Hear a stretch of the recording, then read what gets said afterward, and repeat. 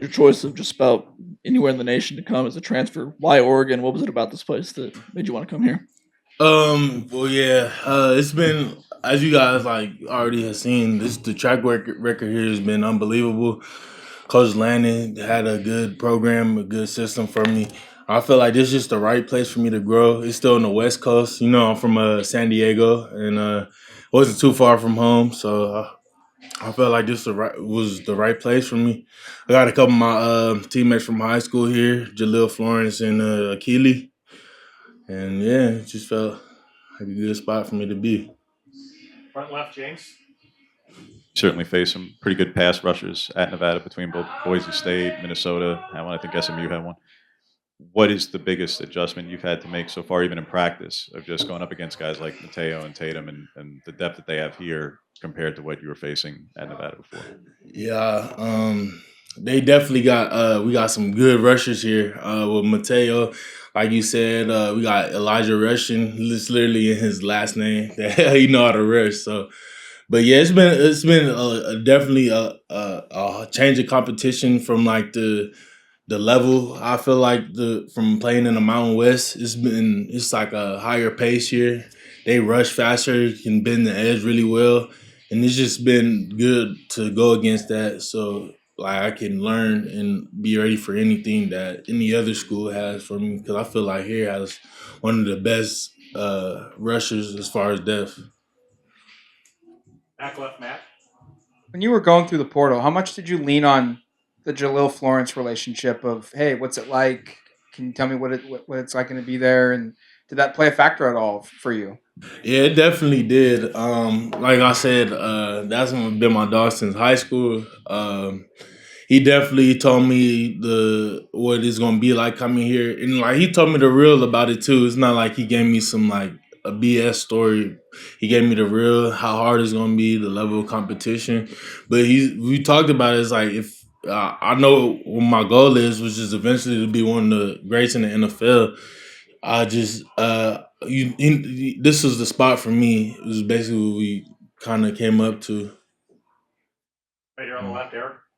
I'll just follow up right with that, Isaiah. What do you need to get better at to be one of those greats? What are your goals right now for this year?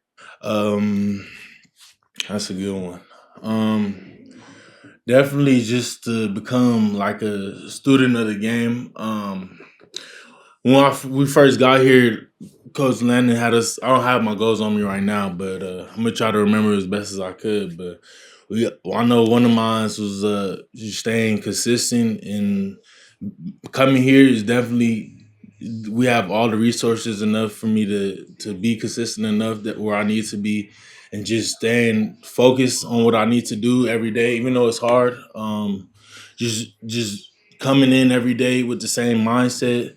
No overdoing it. No like no lows, no highs.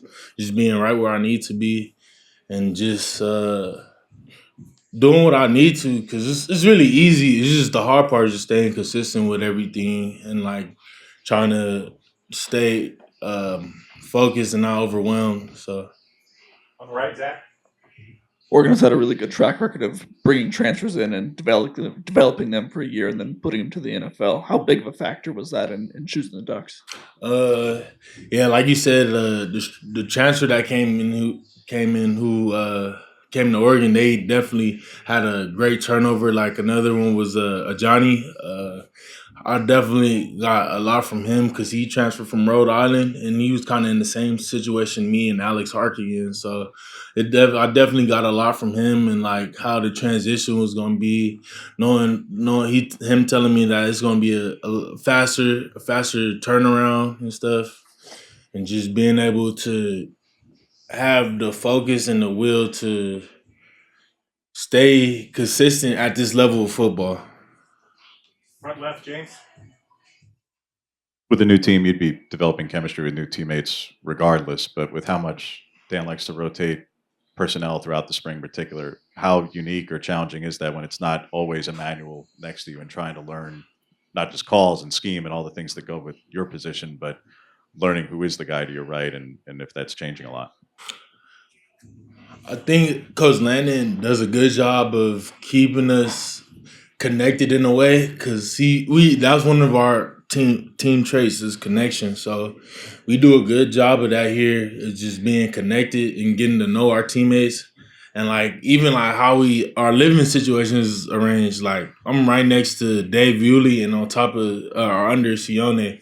So it's like we don't have any other choice but to go through it and understand our teammates and the like learning different moves and even like us another thing like I feel like I could take a next step in is just being able to understand the other side of the ball with like my rushers and stuff and like getting like cool with them and stuff because like we on different sides of the ball but I think that could definitely take my game to another level just getting close with the D line and stuff and learning how they approach each rush, you know. Two more questions back left, Matt and Eric. How has this program been able to get someone like you who's a newcomer acclimated with the playbook, adjusted to the speed and whatnot? Can you just explain that process of just what helps you get adjusted to a new setting for you? Definitely just having the overall knowledge is just having the understanding the game of ball. Honestly, that's definitely helped. Like my process, at least, was just learning this stuff. And Coach Walk has been helping me, and Coach Terry and everybody. They all help with like translating the different playbooks because as far as online play, all that stuff is like really the same. You see all similar looks. And I think what Coach Topoy is doing a good job of is giving us different looks to maneuvering and learn us to challenge us. So I think as far as like learning the playbook and stuff, that stuff has come along easy. It's just the different looks and the new terminology.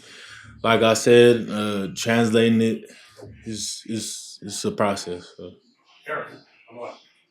Lee called you a football junkie, I think, a couple of days ago. Just said you have a love for the game, and it's good for your younger players around to be someone like you who has that. Where did that come from? Can you talk to us about why this game means so much to you? I think I just it's just knowing why I do the game I do, the football.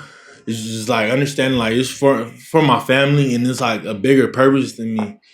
My mom always used to tell me how she thought that I was her salvation because I was honestly was never supposed to be born. But like thinking about like different stories like that definitely helped me along the way and like push me and like motivates me to get better and not just football, but like just in life in general and being able to just learn more and just be tapped into like every sector of my life. So